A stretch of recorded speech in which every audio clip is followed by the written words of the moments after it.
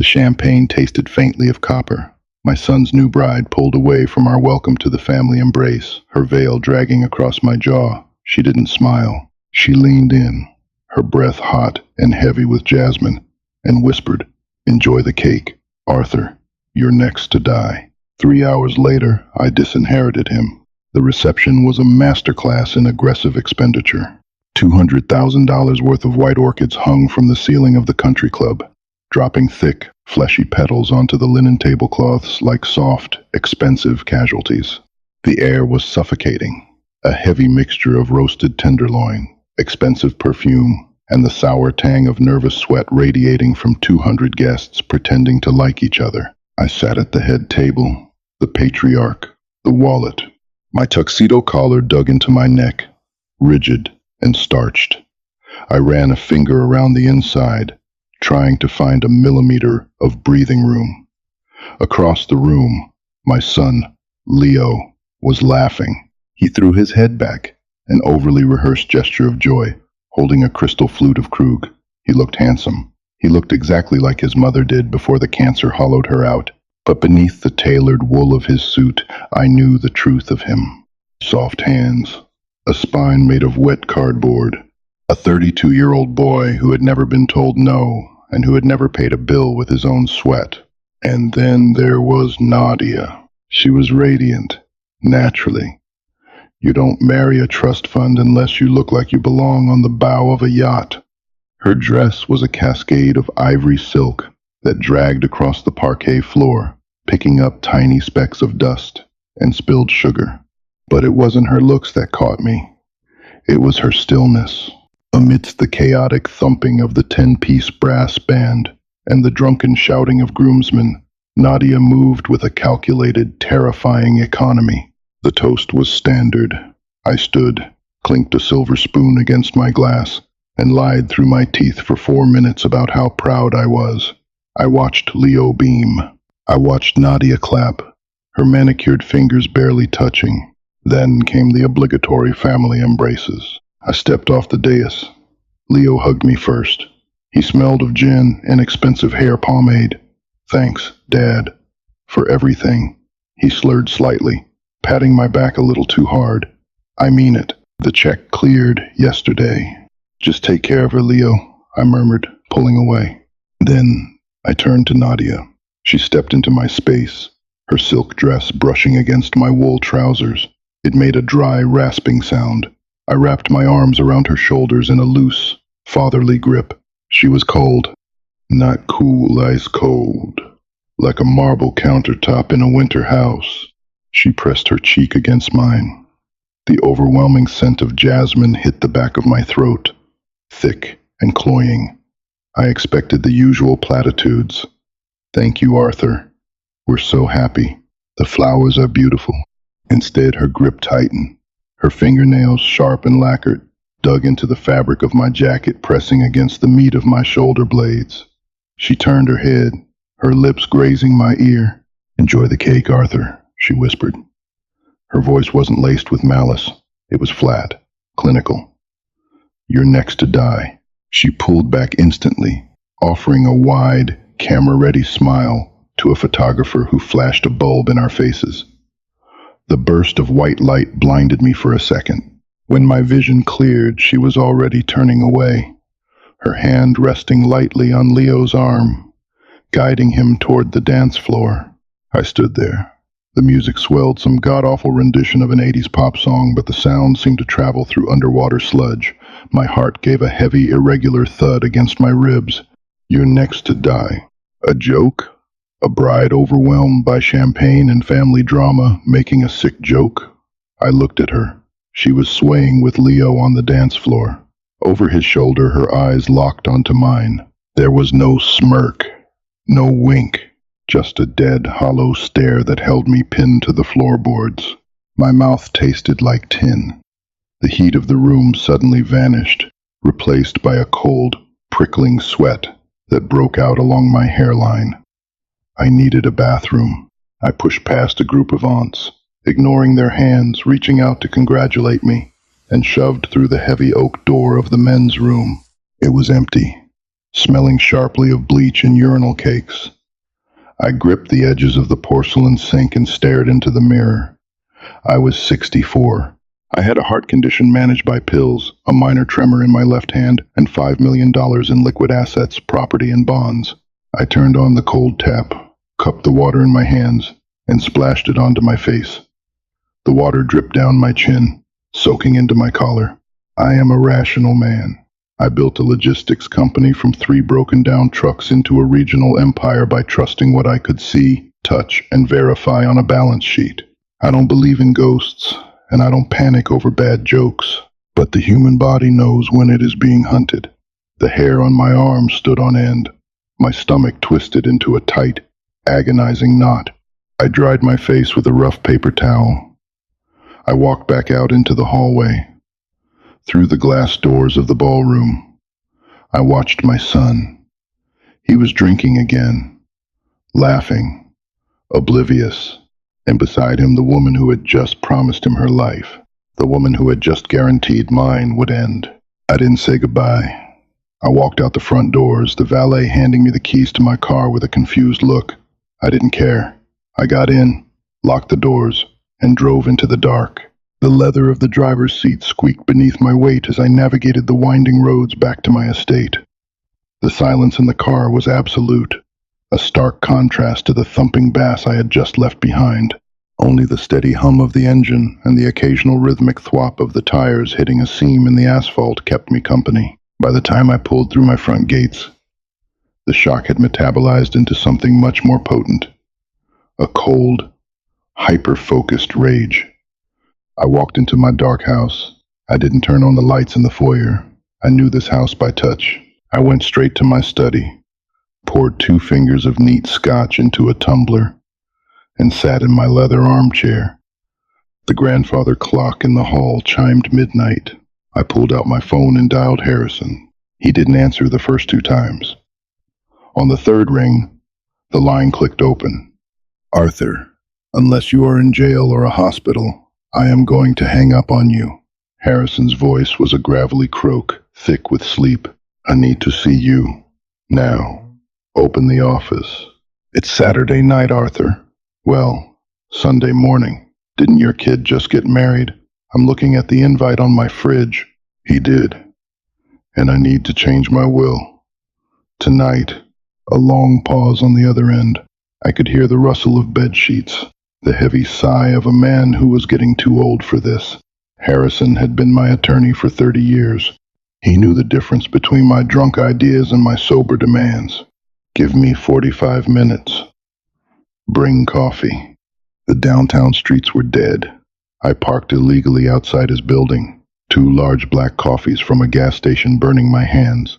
When I got to the 4th floor, the fluorescent lights in the hallway were buzzing, a harsh, flickering yellow. Harrison was in his office, wearing sweatpants and a rumpled dress shirt, his reading glasses perched on the end of his nose. The office smelled of old paper, binding glue, and dust. "Sit," he said, pointing a pen at the chair across from his mahogany desk. "Talk." I set the coffee down. I didn't sit. I paced the length of the rug. "Everything goes," I said, my voice steady. "The house, the stock portfolio, the cash reserves, everything. Cut Leo out completely." Harrison took the lid off his coffee. He didn't look shocked, just tired.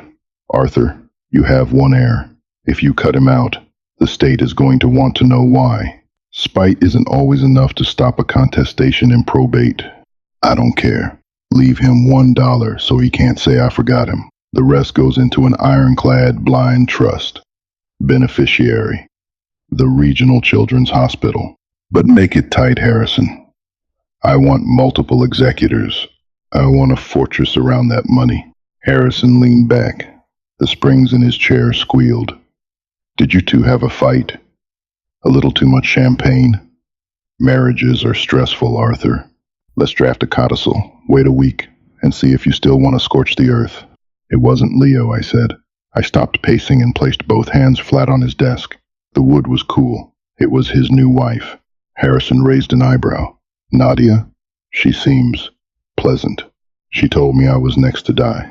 Harrison froze, the coffee cup halfway to his mouth. Excuse me? She hugged me. She whispered in my ear.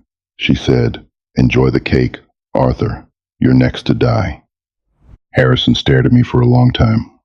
I could see the lawyer machinery turning in his head, weighing my sanity, my sobriety, and my blood pressure.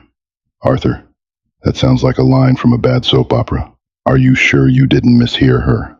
You're next to try the cake." Something lost in the noise. "I am not deaf, and I am not crazy," I snapped, the anger finally leaking out. I felt her nails in my back. I looked at her face.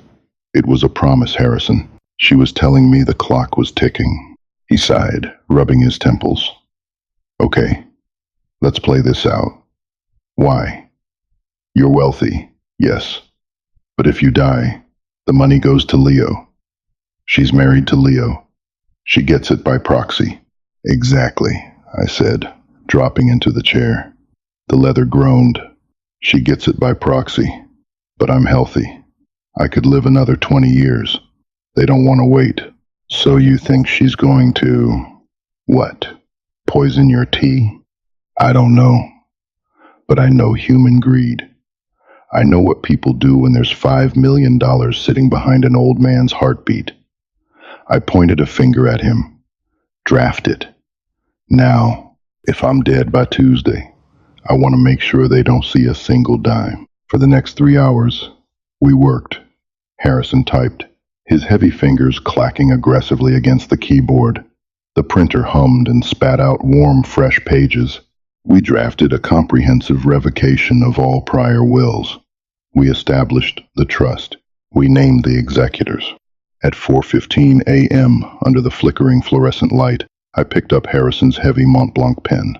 The ink flowed smooth and black across the signature line.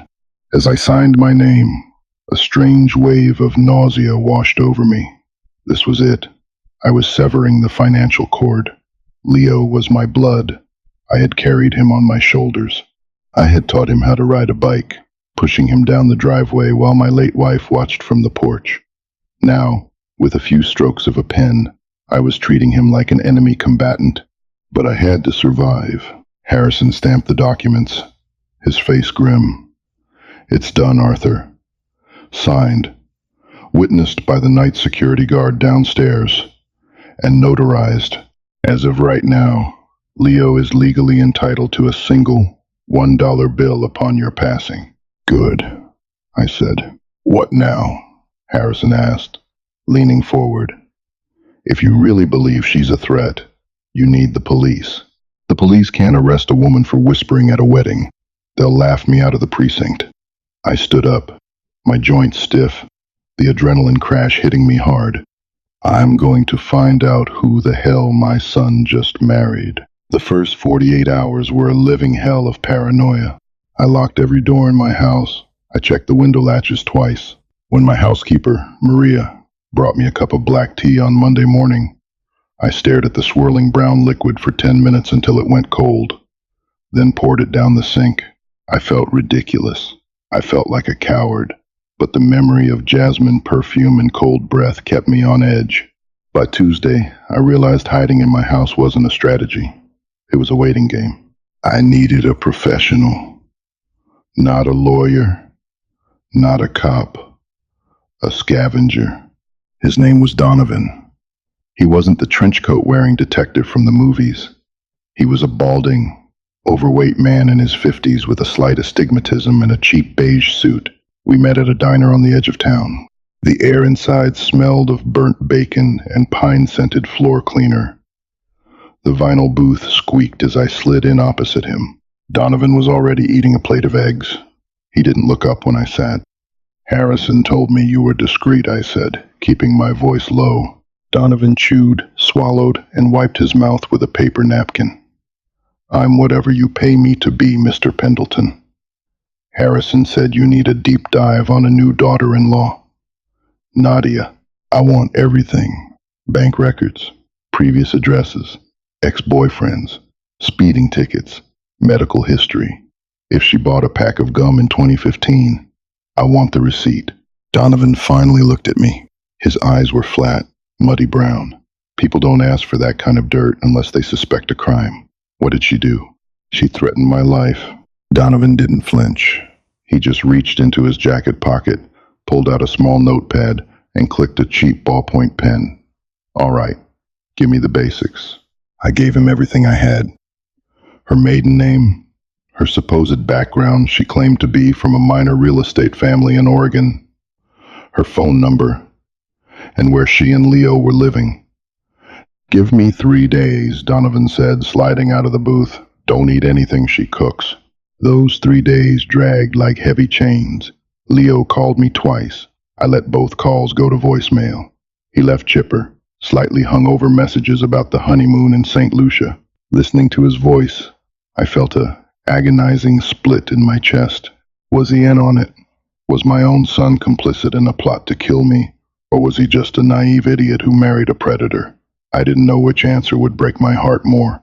On Friday afternoon, Donovan called. I'm at your gate. Buzz me in. I met him in the driveway. He looked worse than before, deep bags under his eyes, holding a thick manila folder that looked heavy enough to kill a rat. We went into the kitchen. I offered him water, but he shook his head, throwing the folder onto the granite island. The slap of the paper echoed in the silent room. Your instincts are good, Arthur, Donovan said, his voice stripped of the casual diner indifference. He sounded tired. But you were looking at the wrong angle. What do you mean? I stepped closer, staring at the folder. Nadia isn't a black widow, Donovan said, opening the flap. He pulled out a stack of grainy printouts, bank statements, and court records. She's not a serial killer, marrying for money. She's a cleaner, a fixer. I frowned, my brow furrowing. A fixer for what? For debt. Donovan pushed a sheet of paper toward me. It was a spreadsheet, heavily redacted, but the numbers at the bottom were clear, and they were massive. What am I looking at? That is a ledger from an offshore casino in Macau. The name on the account is an LLC registered in Delaware. I traced the LLC. It belongs to Leo. The kitchen seemed to tilt. I gripped the edge of the granite counter. The stone was freezing against my palms. Leo doesn't gamble. He plays golf. Leo has been bleeding money for 6 years, Donovan said softly. Sports betting, mostly. High stakes. Then he moved to private games, then offshore lines of credit. He's down close to $4 million, Arthur, to people who do not send polite letters from collection agencies. I stared at the numbers. 4 million. My lungs felt tight, restricting the air. I give him an allowance. He has a trust fund. It's empty. He drained it 2 years ago. Borrowed against the principal. Donovan pulled out another photo. It was a surveillance still. Leo, sitting in a dark booth at a restaurant, looking terrified, sitting across from a man with a scarred jaw. Beside the man with the scarred jaw was Nadia. Nadia works for them, Donovan explained. She brokers debt. When a whale owes money and can't pay, she steps in. She manages the asset until the debt is cleared. Usually, that means seizing properties or forcing a bankruptcy. But Leo doesn't have properties, I whispered, the horrifying math finally aligning in my head. He just has me. Exactly. Donovan tapped the photograph. Leo didn't meet a girl and fall in love. He was assigned a handler. The wedding, it was a legal maneuver. As his spouse, she has legal standing to inherit and liquidate assets if something happens to you and the money passes to him. My legs gave out. I pulled out a bar stool and collapsed onto it. The buzzing in my ears was deafening. My son didn't hire a hitman. My son was a hostage, and his marriage was a ransom note. The whisper at the wedding, I said, my voice cracking. She wasn't threatening me. No, Donovan said quietly, closing the folder. She was stating a timeline. They need the payout. You are the only obstacle between her bosses and their $4 million. And now that she's legally family, any suspicion on her if you have a heart attack is heavily shielded. Spouses inherit. It's clean. I pressed the heels of my hands into my eyes. The dark red bursts behind my eyelids mirrored the violent fracture of my reality. My boy. My stupid, weak, terrified boy. He had traded my life to save his own knees. Do they know? I asked, dropping my hands. Do they know about the will? Donovan shook his head. No. The codicil you signed with Harrison is sealed. As far as Nadia and her employers know, if you die tomorrow, Leo gets 5 million, and they take it all. But if I die now, I muttered, the cynical logic taking over the grief. Leo gets $1, and they get nothing. Which means, Donovan said, leaning in, Leo's protection is gone. If they find out the money isn't coming, they won't kill you, Arthur. They'll kill him. The kitchen was dead silent. The faint hum of the refrigerator felt like a drill in my skull. I had stripped him of the money to protect myself. But in doing so, I had just signed my son's death warrant. The bile rose in my throat, hot and acidic. I barely made it to the powder room off the kitchen before I threw up, gripping the edge of the toilet bowl while my chest heaved. The polished porcelain felt like ice against my sweating forehead. When I finally stopped dry heaving, I flushed, spat into the sink, and washed my mouth with tap water. I looked at my reflection in the mirror. I looked old. The skin around my jaw sagged, and the whites of my eyes were threaded with angry red vessels. My son had sold me to a slaughterhouse. It wasn't a sudden crime of passion. It was a calculated math equation. Leo had sat in some dark, smoke-filled room, looked across the table at men who break bones for a living, and decided his father's heartbeat was worth exactly $4 million. He had stood at an altar, held a woman's hand, and smiled, knowing she was the knife pressed to my throat. I walked back into the kitchen. Donovan was still standing there, his cheap beige suit absorbing the fluorescent light. He looked at me with the detached pity of a man who makes his living digging through graves. "Where are they?" I asked, my voice raw. "St. Lucia," Donovan replied, checking his phone. "They fly back tomorrow."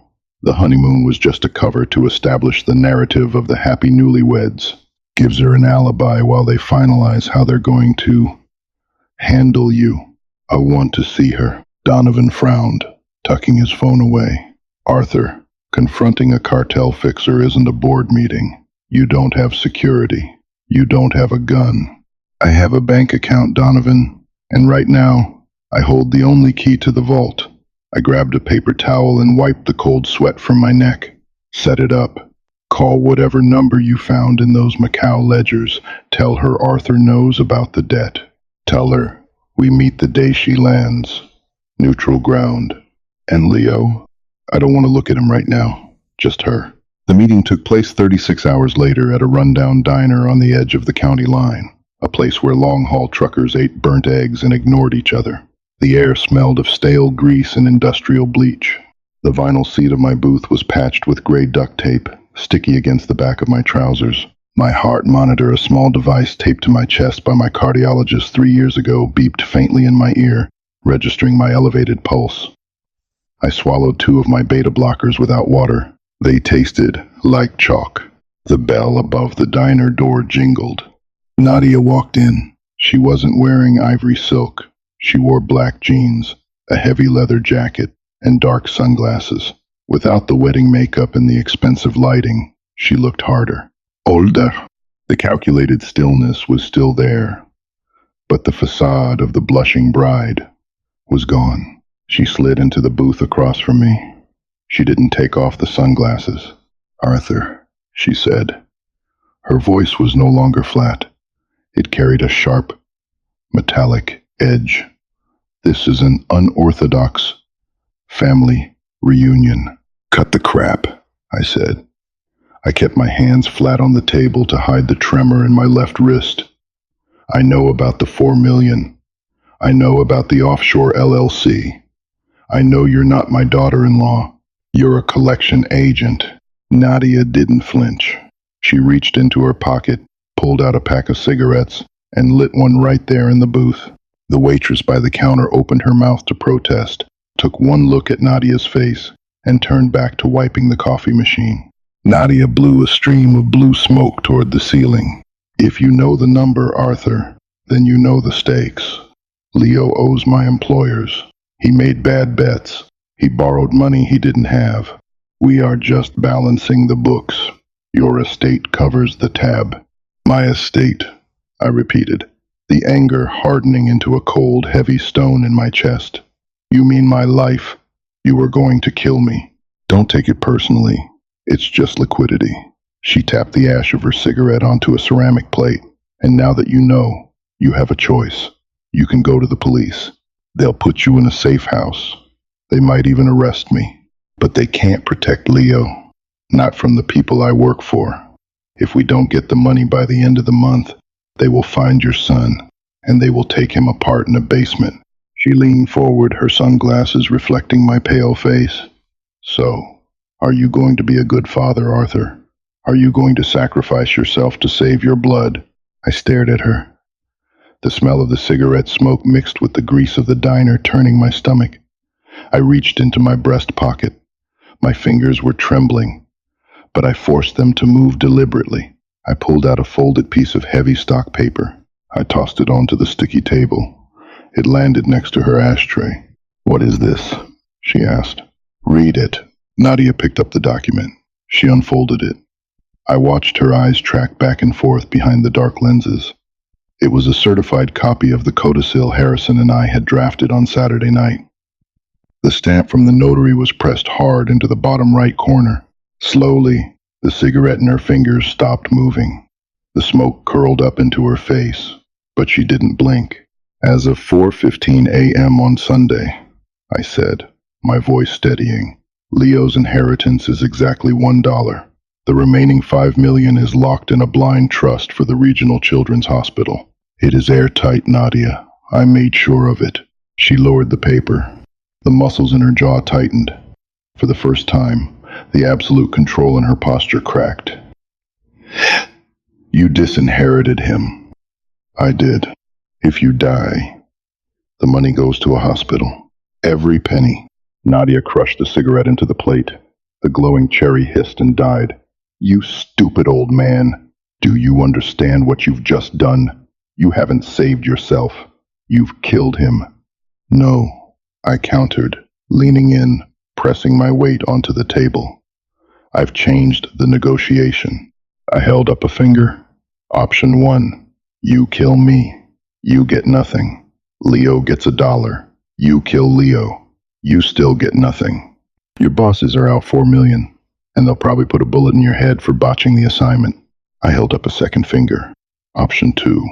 I buy the debt. Nadia froze. She tilted her head, assessing me like a butcher, looking at a new cut of meat. You pay it. I liquidate my stocks. I drain the cash reserves. I wire $4 million to your offshore account by Friday. The debt is cleared. Leo is free. And in exchange, you file for annulment. Today, you pack your bags. You leave the state. And you never come within 100 miles of my family again. If I ever see your face, or if your employers ever try to squeeze him for another dime, I will spend my last $1 million hiring people to hunt you down. And I promise you, I pay better than a Macau casino. We sat in silence. The hum of the diner's neon sign buzzed through the dirty window pane. My heart beat erratically against my ribs, heavy and painful. I was gambling with my entire life's work. 40 years of sweat, of missed dinners, of bleeding over spreadsheets gone in a single wire transfer. Nadia looked at the legal document again. She did the math in her head. She was a professional. She didn't care about revenge. She only cared about the ledger. $4 million, she said quietly. By Friday. By Friday. She slid out of the booth. She didn't offer to shake my hand. She just adjusted her sunglasses and looked down at me. You're a ruthless bastard, Arthur. Your son is weak. He didn't get that from you. He got his weakness from my absence, I muttered, looking away. Just get the wire instructions to Donovan. She turned and walked out. The bell above the door jingled again. I sat in the booth for a long time, listening to the traffic outside, feeling hollowed out, entirely empty. I had saved my life. I had saved his, but the price was everything I had ever built. The wire transfer went through on Thursday afternoon. I sat in Harrison's office, watching the progress bar on his computer monitor. When the confirmation screen flashed green, the sum of $4 million vanished from my accounts. My net worth plummeted to a fraction of what it had been. The empire was gone. I was left with the house, a modest pension, and enough cash to live out my remaining years quietly, provided I didn't need expensive medical care. "It's done," Harrison said softly, taking off his glasses and rubbing the bridge of his nose. "The LLC in Delaware confirmed receipt. The debt is discharged, and the annulment filed. She signed the papers this morning. Legally, the marriage never existed." Harrison looked at me, his eyes full of a heavy, uncomfortable sorrow. "Arthur, what you did, it's incredible. You saved him." "I bought a broken asset," I replied, standing up. My joints ached. The adrenaline that had sustained me for the past week was gone, leaving behind a bone-deep exhaustion. Now I have to go collect it. Leo was waiting for me at the estate.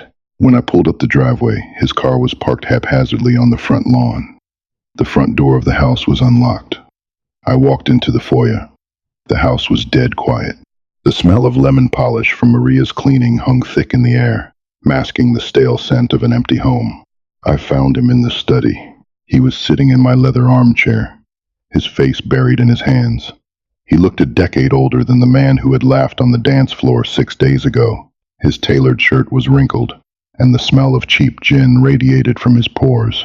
When he heard my footsteps on the hardwood, he looked up. His eyes were red-rimmed and swollen. "Dad," he choked out, standing up. He took a step toward me, reaching out. "Dad, she's gone. Nadia." I woke up at the hotel, and her bags were gone. There was just a folder with the annulment papers and the casino receipts. He didn't know. He thought she had just abandoned him. He thought the debt was still hanging over his head. I didn't step forward to hug him. I stood by the door, my hands in my pockets. "The debt is paid, Leo." He stopped. He blinked, his face twisting in confusion. "What?" "I met with her. I bought the debt from her employers. $4 million. Wired this afternoon. You are clear. They are never coming back." The realization hit him like a physical blow. He staggered backward, collapsing into the armchair. A ragged sob tore out of his throat. He covered his face, weeping loudly, the sound bouncing off the mahogany bookshelves. Oh my God, Dad. Thank you. I'm so sorry.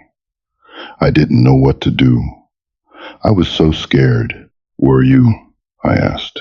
My voice was a flat, dead thing in the room. He stopped crying, looking up at me through wet eyelashes. "What? Were you scared, Leo? When you stood at the altar? When you married a woman you knew was sent to execute me?" The blood drained from his face. He opened his mouth, but no sound came out. He looked like a fish suffocating on the deck of a boat. "I know the timeline," I said, stepping further into the room. The smell of the gin was making me nauseous. "I know you owed them, and I know the arrangement. If I die, you inherit 5 million. You pay them 4, you keep 1. You get to walk away rich, and all it cost was the old man's life." "No." Leo stood up, panicking, his hands waving frantically. "Dad, no. I didn't want them to hurt you. They told me they would handle it quietly. They said it would look like a heart attack. I didn't have a choice. They were going to kill me." "You always have a choice," I said quietly. "You could have come to me. You could have told me you were in trouble. We could have gone to the police. We could have fought them together. They would have killed us both. Maybe," I said. "But at least you wouldn't have been the one holding the gun." He fell to his knees on the Persian rug.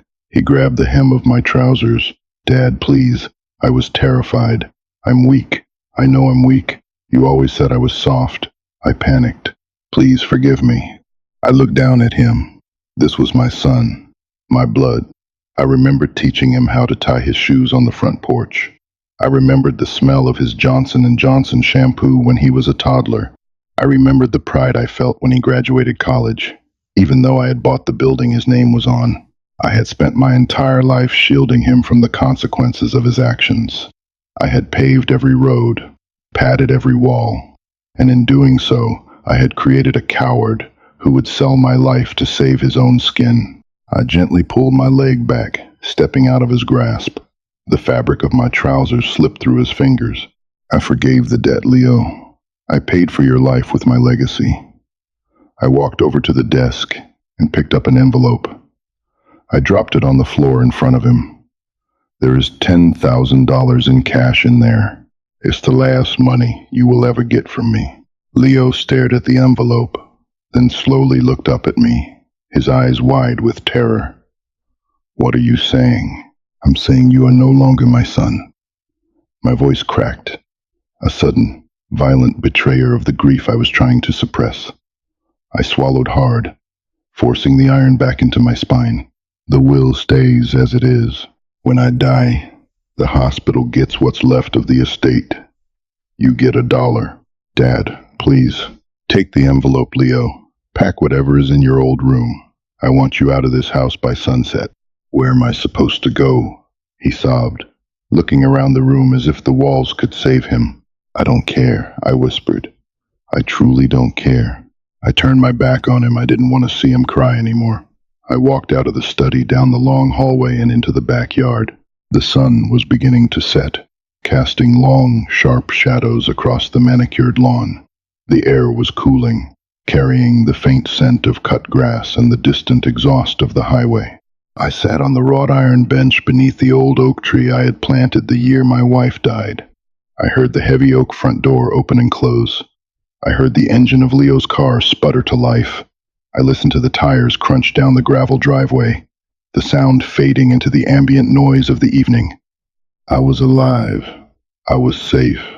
I had outsmarted a cartel, and I was going to wake up tomorrow morning. But as I sat there, the cold metal of the bench biting through my thin jacket, the absolute crushing silence of the empty estate settled over my shoulders. I pressed my hand against my chest, feeling the steady, rhythmic thump of my damaged heart.